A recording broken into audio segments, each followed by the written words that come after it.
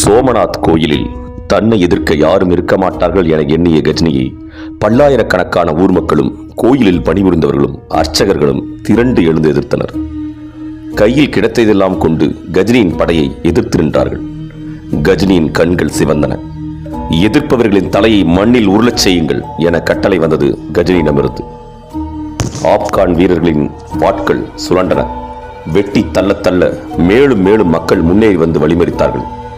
50,000 பேரின் தலைகளை வெட்டி சாய்த்தது கஜினியின் படை. இந்த வெறியாட்டத்திற்கு பின் கர்ப்பகிரகத்தில் அந்தரத்தில் ஒளிவீசி மிதந்து கொண்டிருந்த சிவலிங்கத்தின் மீது கஜினியின் பார்வை திரும்ப மேலும் பிரமித்தார் கஜினி. கையில் இருந்த ஈட்டியை கொண்டு லிங்கத்தை சுற்றி சுழற்றி பார்த்தார். பலே, சாமர்த்தியமாகத்தான் அமைத்திருக்கிறார்கள். காந்த சக்தியை கொண்டு கட்டியிருக்கிறார்கள். இந்த சுவர்களை இடிங்கள் என ஆணையிடப்பட்டது. சுவர்களை இடிக்க இடிக்க லிங்கம் கீழே இறங்கி இறுதியில் கீழே விழுந்தது. அந்த லிங்கத்தை இரு கைகளாலும் தூக்கி வந்து கோயில் முன் போட்டுடைத்தார் கஜினி. சோமநாதர் கோயிலிலிருந்து ஆப்கானுக்கு கஜினி கொண்டு சென்ற தங்கத்தின் எடை எவ்வளவு என்று தெரியுமா உங்களுக்கு? அவர் அடிமைகளாக அழைத்துச் சென்ற இந்தியர்கள் எத்தனை பேர் என்று தெரியுமா உங்களுக்கு? நாளை பார்ப்போம்.